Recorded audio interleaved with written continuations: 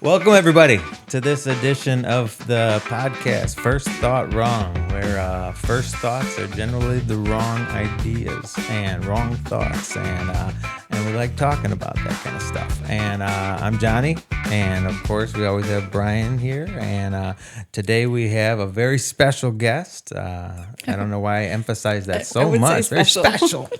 Very special guest, Jen, and Jen is joining us. She's the life partner of someone who we just had on the show, Mark. So I'm very close with Mark. Been known him for a long time, and this is the first time we've ever actually met. Yeah. So this is awesome, and I big applause. Big applause. I don't know how you get by with that sexy animal that you're with all the time. I know. And how did you let him go on the cover of Playgirl like he was? I mean, he didn't use his name. But, and we'll flash an image of his cover of Playgirl. But how did that make you feel? Well, it's okay because he had to sign a little note thing that I get all the proceeds from it. Got it. Worked out perfect. Got it. $20 is $20, right? Got it. This is good.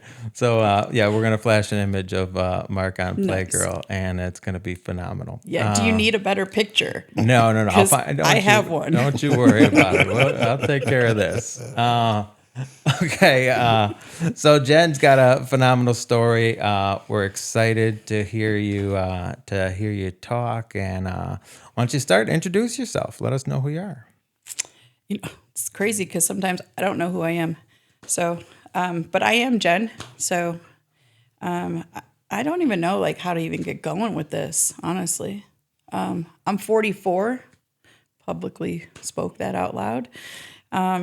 Born and raised in Crown Point, middle class family. So grew up with mom and dad, always in the household, Went to school. I was a good kid. Well, at least I thought. I'm sure if my mom was here, she'd probably object to that. But, so I'll just start off my whole story started at 15, honestly. There was, my mom died in my arms when I was 15. I don't know if you remember Century Mall parking lot, like Century Mall in Maryville. So that's where she died, collapsed, died. So, and then my dad got remarried, kind of messed me all up, Started smoking weed, wait, am I allowed to say that? Mm-hmm. Oh, okay. That's started the whole ball rolling, hung out with my older cousins. Love you guys, but terrible influences. Started drinking, going out, partying with them, some friends' houses, whatever. My dad got remarried, messed me all up. And then my dad then died when I was 20. So right after my birthday, my 20th birthday. And then the ball really got rolling. That was it. It was it's all downhill from here, y'all. So the gentleman that I was with at the time, we split up. I became an alcoholic. I moved in with my family next to a bar. I think it was Pete's Irish Pub then or something. Now I don't know what it is now, some bougie shit. So started going over there, and then I ran into who is now my son's father. So everybody, I won't release names because honestly, and I hope he sees this, he's a douchebag. So I was not perfect either, so, but whatever. So that's when I started doing cocaine. I think I was 21. When I met him, he was 43. So, and he was my cocaine dealer. And I know people are going to know who he is because people know who the son of my father is. And I hope they see this. So, so that's how it, the ball started, right? So I was originally addicted to cocaine. Started smoking crack. This is how naive I was about drugs.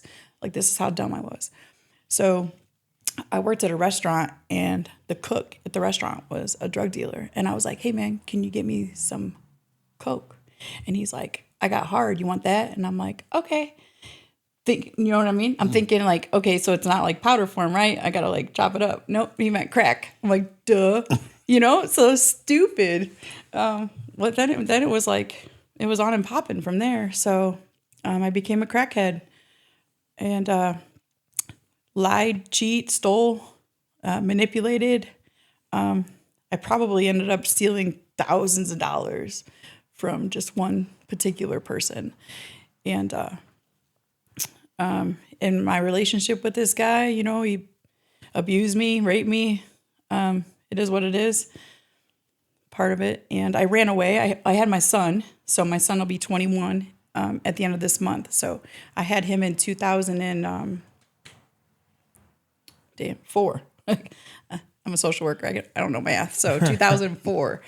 And then in 2005, we found my brother dead on the couch, So he lived in Hobart, and my cousins went there to go get him because he wasn't answering the phone, and he was dead. So carbon monoxide poisoning. But he survived, but at the time, he was just dead. He had to be on a vent, like no hopes for him, whatever. I had this little baby, like I was a crackhead. I couldn't even take care of myself. And I'm over here trying to take care of this kid who I smoked crack with till I was 7 months pregnant, So thank God he's fine, whatever. And so my brother had to go live at a rehab in southern Indiana, learn how to walk and talk again. He had to learn everything again. A little traumatizing for him, myself, my family. My family kind of like gave up on me, which I don't blame them. I was a drug addict, whatever. So I ran away. I thought, hey, let's leave the state because that's going to help me. Right. So we always said people, places, and things. If you leave those behind, it'll benefit you. Well, damn, I didn't know that it followed me. Right. So I left. I took my son. I moved to Oklahoma with my aunt and uncle and my grandparents. And I stayed clean for about a year, maybe a little less. Maybe they thought it was a year. Hey, Uncle Mike. Sorry. So they thought it was a year. It wasn't. Then I started smoking meth because in Oklahoma, that's what's there, So my son stayed with my aunt and uncle. I really didn't want anything to do with it. I got pregnant again, had another child, placed her for adoption. So she's like 20 now, going to be 20. And I stayed in Oklahoma for a little while, and then I just couldn't do it. So I convinced my son's father to fly me back here, right? So I flew back here. As soon as I got off the plane, my brother picked me up. We went straight to a crack house. That was like, it just followed me everywhere, It didn't matter where I went. So that's how that was. And then gave up my son to his dad. Didn't really talk to him. I was just kind of like, whatever, let me go do some drugs. And at least I know my son is safe. Do I regret it today? Of course. I regret the shit out of it. I miss my kid. But so I told myself I wasn't going to cry. It's okay. It's okay. I mean, you are talking about some emotional stuff, Jen. And, your mom died at 15. Your dad died at 20. You got pregnant, all this stuff. In any of this stuff, did you get, like, counseling? Did you ever go to any counseling for after your mom passed or after your dad passed or after your cousin passed? Any of that stuff? No. No, None. we just, this is so, there's commonality to all of this. We don't get the help, we don't get the support, we don't get the things that we need to get better, and we medicate, we self-medicate, we pick our poisons and run with it. And and going back, was drugs and alcohol predominant? Was that big in your family before all of the loss and everything? Yeah. So like taking me back to like when I was little, like I remember going to Fricky's in Crown Point and hanging out at the bar with my dad. Like that was the norm, right? I grew up in a family where drinking was normal. Like getting drunk, like piss ass drunk, and every day was a normal thing. So that's how I was. So why not do it, right? Monkey see, monkey do type stuff. So yeah, so I grew up, it was pretty normal. I didn't know that, like I said, I was pretty naive to drugs. Like growing up, I smoked my pot or whatever. But I feel like every kid did. But I didn't know, like, my family was doing all these other drugs, like my uncles and stuff like that. Not my aunt. I don't think my aunt, but my uncles or whatever. But my cousins, we all partied.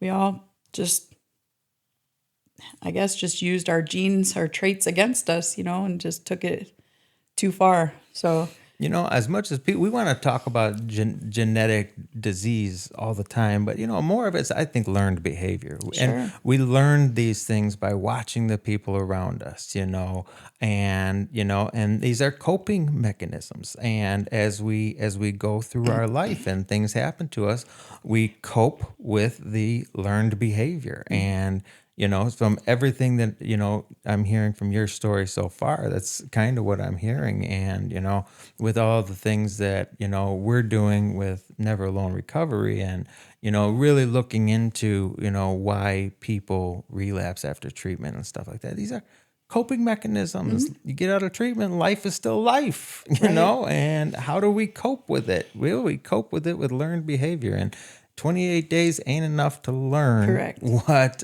you learn on the streets for 20 plus years. Right. And so that's I don't mean to beat this topic up in particular, because I want to hear the rest of your story, but that's kind of, I'm just emphasizing what I'm hearing. Yeah, of course. Yeah, I fully agree. Learned behavior. You're like my dad's doing it, so it must be okay, right? So let me just tag along. My uncles are doing it. Like, these are the people I look up to, so it must be okay. So let me just, why does that beer taste so good to him? Well, let me try it. Yeah. Like, let me get a taste, and I always say, like, alcohol was never really my thing, but never say never. It could be, I used it to, like, fit in. It was a social thing. I met cool people, whatever. So, I just went along with the whole clique of the Crown Point. I mean, there's how many bars in Crown Point, bro? Like 30 some bars. Like, come on. If you're not every corner of the square, dude, everywhere. It's everywhere. I remember being like, I was young, and this is when a specific cop was still on the force, and I came out of the registry drunk as fuck, and I had some stiletto heels on. It was snowing, and I ran, and I did like a hood slide over a cop car. Dukes of Hazzard style, dude. Hurt myself. I didn't care. I was still walking around, and he was like, "Listen, Farley, you either take your ass home or I'm taking you to jail." And I was like, "See you later." Yeah. And I never went to jail. Like, I don't know why. I just was lucky that way. So yeah. But I don't even know where I was. Okay, so back to your story. You're in your mid-20s. You just moved back here from Oklahoma, and your brother picked you up. Yeah. Always live with my brother. Like, my brother's a huge trigger. Well, he was. He's not so much anymore. I've learned to cope with it. I've learned to deal with it. I've learned to, like, cut people, leave them where they're at, meet them where they're at. And if I can't have you in my life full term, like, that's how it's going to be. I'll love you from a distance. So, but I've always, all I've had was my brother, with both our parents being dead, being drug addicts, like, our family just kind of, like, pushed themselves aside, So I'm just, like, constantly getting high with him. I don't have my son no more. I didn't care. Drugs were more important to me at that time. Very selfish. And then the love of my life came along, heroin. Yeah. And I was this guy that I met. He was like, "You want a line?" And I'm like, "Well, that's dumb. Yeah, like, that's a stupid question." So I was like, "Yeah, whatever." And I thought it was coke, but it ended up being heroin. And I ended up, like, falling out on the street, walking to the bar, and just like whatever. So that became, like, the love of my life. And that guy ended up dying. So, and this is, like, in 2009 now. So I moved to Oklahoma in 2005. I came back in 2008, 2009. I was introduced to heroin, and now I'm a full-blown heroin addict. And you know what's funny is like when I started doing it, I was like, I'm never gonna shoot up. Like I'm never gonna do it like them. I'm never gonna be a junkie, right? So that didn't last, but like I don't know, 6 weeks maybe. And so he died. I'm still with my brother, and I needed drugs, so I did the best thing I could do and then I called some random person that I got numbers from somebody else and lived in Gary, and he came and picked me up, and I never came back home. I got stuck in Gary at these apartments, doing whatever I had to do to get drugs. And I was, that's when I first started figuring out what prostitution was. And I was trafficked out this apartment. I was trafficked out of a basement, locked in a basement for 16 days at this time. And I ended up meeting, I remember being in the bathroom in this apartment. And here comes Mark, so, and he was on his motorcycle at the time, and I didn't know who he was. And that's, I don't know if that's when I first met him. I know we met through a drug dealer, but I just don't remember when. And I remember when I first met him, I told the drug dealer I don't like him because he's not black. It's like, I only like black guys. You had to like do the image when you're there, right? So I ended up staying in Gary, like never leaving. I don't know why. I still can't figure it out.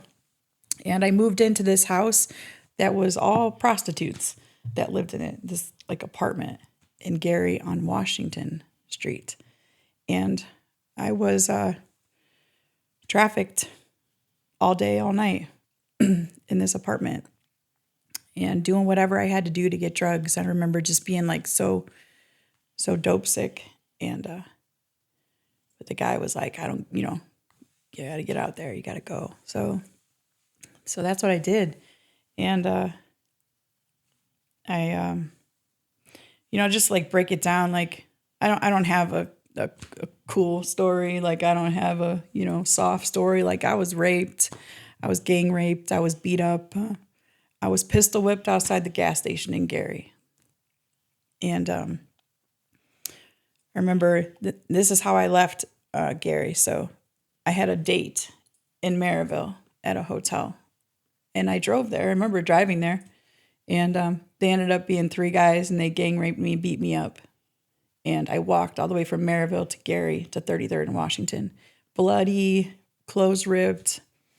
And I walked into where I was staying at, and Mark was there at the kitchen table. And I was staying in like this back bedroom where I had access to the back door. So people were just brought in and out all day long. Just all day. I remember getting strep throat. Like nobody cared. They were like, go do your job, And like for what? For $20, $20 is $20.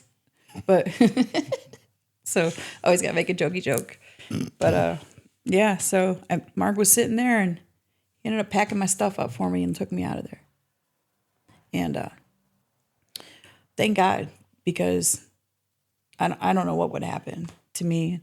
And so I ended up moving into his house, and we went at it, man. Like any drug addicted couple does. We went at it. So he I don't know if he said this, but he used to think that I had like a twin sister, and like I would walk around and I had like a wig, and like I was just somebody totally different. So I don't even know. It must have been he was doing his thing. I was doing mine. So, and then he started doing, my thing. So, we ended up living there for a minute, and got in a bad car accident on I-65, totaled our car over like $20 bag, going to Gary. So, I moved. We moved out of there, moved into some hotels in Maryville.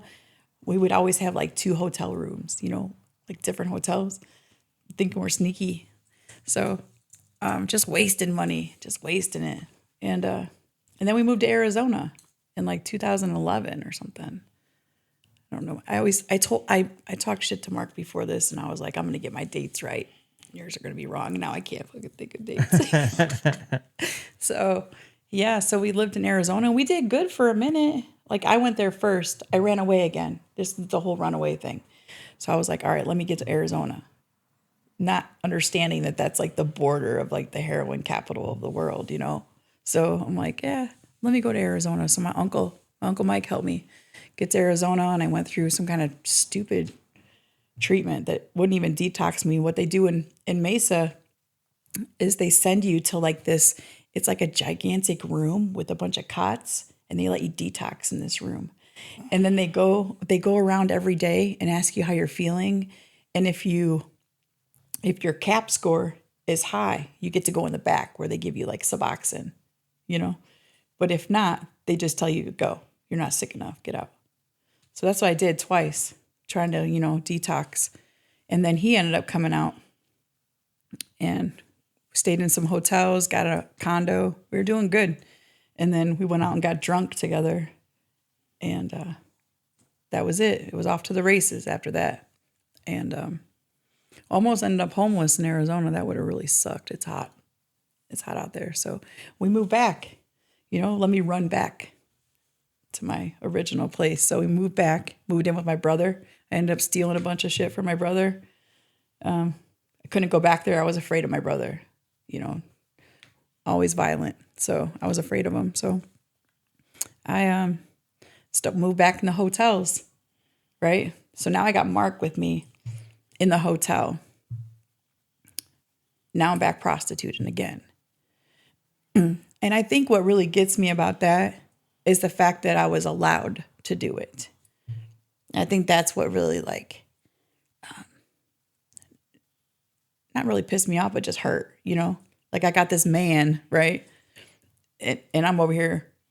I can't really be verbal about it, but you know what I'm doing. So, and that's what really got me. So I'm like, man, this sucks. Like this guy's just letting me just prostitute myself out, So I did that for a long time, and died a couple times, And then one day he was like, I'm going to get treatment. So I'm like, all right, see ya. I'm not. And I stayed around, tried killing myself. Didn't work. Woke up, and I was like, all right, I need to go to treatment. So I did. So me and somebody else drove down to Indy. I slept in a car in the parking lot of a treatment center, Harbor Lights. I love that place. Saved my life. So, and am I boring? No, not at all. Am I boring? Not at all. You got me thinking about Mark's story. Yeah. And about how he talks so highly of Harbor Lights. I'm trying to think of the guy's name that he loved. Jamie Brown. Jamie Brown. Was that it? Yeah, good old Jamie, and we can't forget good old Sydney. So he bend at the knees. That was his thing, man. And so eventually, I went to treatment, right? So I slept in the parking lot waiting for a bed to open. They never got a bed open. They brought like a mattress, put it on the floor, and I slept on the floor. 9 days, I vomited on myself and detox, man. I didn't eat, I didn't sleep, I didn't shower for 9 days. Can you imagine that? The smell, dude. Bro. The dedication, though. Man. For a different way of life. Yeah. And trust me, it was hard. It was and what inspired me to keep going was I knew that every breakfast, lunch, and dinner, I got to see Mark. Because he was there too, right? So that inspired me to keep going. Like, in all honesty, Mark, saved my life in the beginning. Did he, I saved my own, but in the beginning, in reality, getting me out of the hellhole of Gary helped me out a lot. So I stuck it out, and I remember, writing letters back and forth, and I ended up getting kicked out. So I had to go stay at a women's and children's homeless shelter downtown Indy, where my roommate smoked crack in the closet. And I was like, this is great. This is fucking fabulous. So I was like, all right, well, I stick it out, right? So what I do, I get a job. I was like, all right, I'm going to need a job. I rode 3 buses to work. I was a server at Pike Plaza Applebee's in Indy. And I was about the whitest person for blocks there. I loved it. I made good money. I worked my ass off, right? So, and then I ended up getting pregnant, you know? And I have a 9-year-old daughter who is my absolute world. Love that little girl to death. And I know she was here the last time. So, and Mark stuck by my side the whole time. Literally the whole time my pregnancy. Granted, we all did our own thing, whatever, but he's the best dad. Absolute best to her. So that's his little baby, even though she drives him nuts. She drives me nuts. And there are times where I just want to push her, a little bit, but it is what it is. So I stuck it out. I stuck recovery out, Went to meetings. I didn't do 90 meetings in 90 days. I didn't have to because I didn't think that I had to, right? I wasn't in a treatment center. I was living in a homeless shelter, And then I went to a like halfway house, 3/4 living, something like that. Anyway, I got kicked out because I drove a Greyhound bus. I didn't drive it, but I Rode one. yeah, came up to see Mark because he had already moved back after I had my baby. So anyway, I got kicked out of there and moved in with friends. Eventually got my own place, whatever. But my part of my recovery is meetings for me were a trigger. Maybe I didn't find the right meetings. Maybe I didn't meet the right people. There are quite a few people that I did meet in recovery, and they're wonderful. Wonderful. Chris, I love Chris to death. Both of them. There's a couple of them. So what works for me doesn't work for others, And that's a part of recovery that we have to figure out, like what works for us. And what worked for me was I couldn't go to meetings. I just, to this day, 11 years sober. March 30th, 2014 is my clean date. So 11 years, I don't go to meetings. That's just me. So, so now I am, like I said, 11 years sober. I stuck it out. Thank God. Beautiful kid. I decided to go back to school. That was dumb. Stressful as shit, right? So I decided to go back to school. COVID hit. Man, I was miserable. And now I'm back in school for my master's. So Love that. Love that. yeah, so I graduate next year with my master's, and then I'm going back. Mark don't know it yet, but surprise, I'm going back for my PhD eventually. So, that's like little tidbits of my story there that a lot of people don't know, and now it's broadcast publicly out there in the world, in the cloud. So. Yeah. Well, hey, I just got to thank you and commend you for. I mean, this was courageous, to get up and just tell it like it is. No holds barred, blunt, boom. I love that. And it takes a lot of courage to get and talk with people that you. This, like I said, it's the first time we ever met, and here you are telling me your story. And it kind of. So we want to talk about trauma. And PTSD, and, you've dealt with so much, and, we always, with PTSD comes one of two reactions, fight or flight. And as alcoholics, drug addicts, we use our, coping mechanisms for flight, and we escape reality. And now being sober and dealing with these past traumas, dealing with these past emotions and feelings. And I mean, you got, a lifetime worth, how do you get past that? What's were the steps in your recovery to where when the flight aspect hits and you want to escape, and you're not moving to Arizona, you're not moving to Oklahoma, you're not picking up a needle or a pipe or anything like that. What do you do? What do you do? What are your coping mechanisms now? So I mean, and honestly, I don't really have any. I just deal with it. I like chaos. I still like to fight. I like to fight it out. I like to have my say. I like to have my peace. And I don't pick up the needle. I don't drink. People ask me how I don't drink, even when dealing with Mark, all the time. So I just don't do it. But I feel like a part of my life is the chaos, and I just can't seem to let that go. So I have learned today that anything that messes me up mentally, I can't deal with. I just can't. And it's not, I don't care if it's you, him, Mark, I don't deal with it. My family, my kids, my job, I don't deal with it.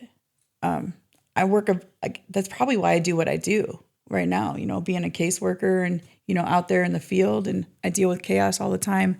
And it's something that I never learned to get past. And I think what helps me process through it is helping other people. Let me hold your hand while you deal with this trauma and while you deal with this.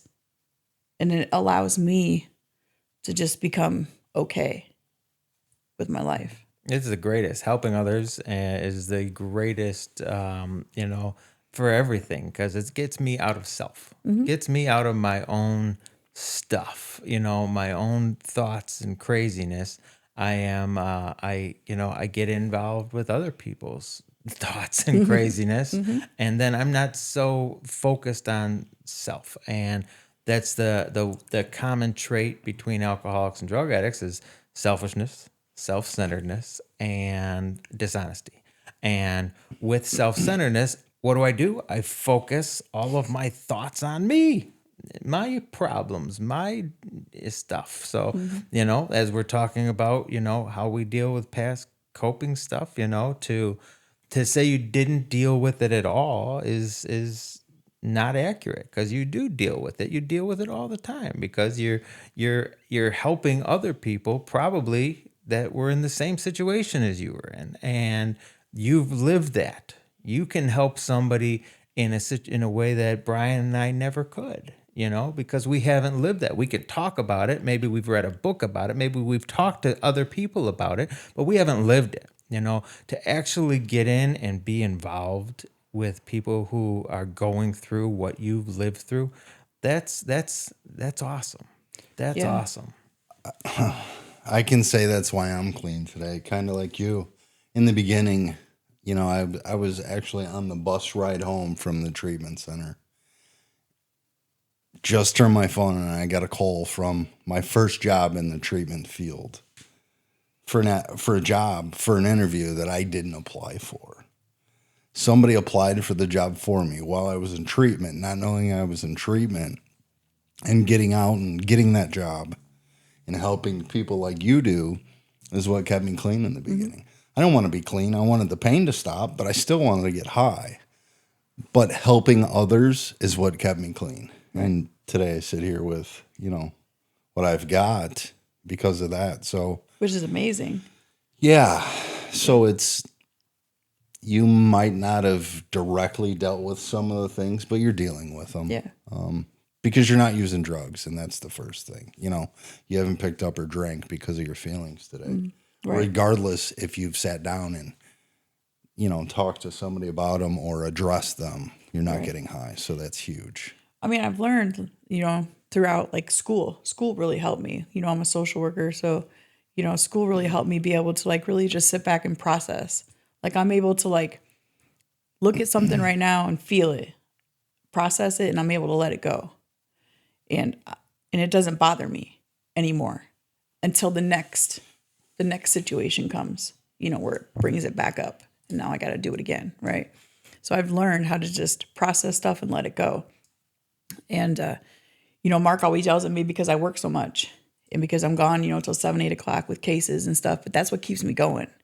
Like, that's what keeps me sober. That's what keeps me sober, is helping these other people deal with, reunification and family preservation and stuff like that, and helping them, get their lives together helps me keep mine together. So sorry. I work as much as I can. I like what I do. I'm proud of what I do. And this is what's really messed up is like when I started school, I had to do like a little internship. They let me in the juvenile center. They actually let me in there, and it wasn't, behind bars. Like they were like, sure, come on in, let us teach you. It was great, right? And then when I got this job at, I work at Family Focus based out of Valpo. Love that place, absolutely love it. Some people don't. I don't care. But that place saves my soul every day, and they gave me a chance. They gave me an opportunity straight out of college to take on this field, right? And I think I'm killing the game. I take care of my clients. I know I'm a damn good caseworker. I know I'm good to my people. I'm blunt. I'm honest. I always tell people I don't sugarcoat shit, right? I'm not Willy Wonka. I'm not sugarcoating nothing. I tell it how it is. Like, you want help? Let me help you. And they recently gave me an opportunity. Now I'm a supervisor. So I actually like supervise other people. I'm like, bro, like they trusted me, but whatever I'm doing, it's working. I got keys to like all the places, you know what I mean? They gave me a phone, a computer. I was like, I remember the first day I came home when I got the job, I was like, look at Mark. They gave me the fucking keys, bro. I was like, no one's ever trusted me like that. Even like, Mark and I, we bought a house. I shouldn't say we. Thank God for Mark. Honestly, like he drives me crazy, but I love him.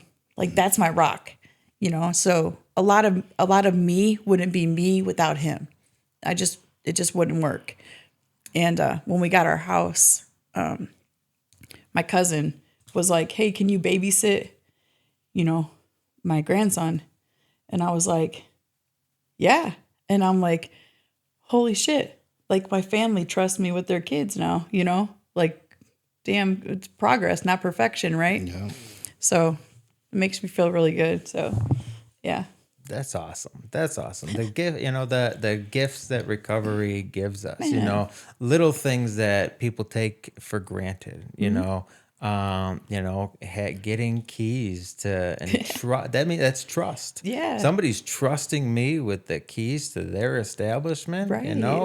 I used to steal. I used to Right. fucking take stuff and sell it for drugs, and now they're giving me the keys to the kingdom, and it's awesome, Yeah. and trust to watch someone's little one. That's enormous, Yeah. It's the little things, it's man. those little Seriously. things.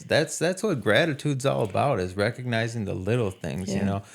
People bitch because they wait around and why hasn't my big thing happened yet? Yeah. Why hasn't my big thing happened yet? Well, pay attention to the little things, Right. because those tons of little things amount to lots of big things. I know for myself, I'm living a life beyond my wildest dreams. I never dreamt that I would, be where I am right now. And it's awesome. And it's the compiling of little things. Every day isn't, a bag of rainbows. Right. Life is still going to be life, but focus on the good, focus on the important, and it turns into good. Yeah. It's those small moments of gratitude, like you said. The moments of gratitude that I hung on when I first got clean this time were small. They were tiny, but they were huge to me. And it was driving to Dunkin' Donuts. And I talk about this a lot. Driving to Dunkin' Donuts every morning at 6:00. Because every morning at 6:00 in the past in my addiction, I was driving to the dope house or, to commit a crime to get one more bag, right? And like small things in like my prayers or my communication with my higher power, I was not asking for nothing. It was like, thank you. Thank you that I'm driving to Dunkin' Donuts right now instead of to commit 5 felonies. Right. Right. Those small things they were huge, and they kept me clean in the beginning. And then the gratitude grew, and now I've got a life beyond my wildest dreams.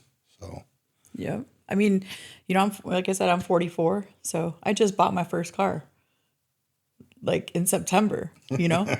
And funny story, Mark decided he wanted to go to West Virginia and go racing, right? Well, before that, he underestimated me, how much money I made, what I'm doing with my life, because we don't really share a lot of that stuff. So I I was pissed off, right? So he went to West Virginia, and I went and bought a car. And I was like, look, bitch, I did it. It's like that little thing. And, to some people, that's like everyday life, right? Like, I'll just go trade this car and go get a new one. Well, I could never do that. I just couldn't. So, like, that's like the little stuff, it's nothing major, but it's mine. It's all mine. That's so phenomenal. So phenomenal. Well, once again, thank you for coming out and Yeah. sharing with us. We are sponsored by Never Alone Recovery.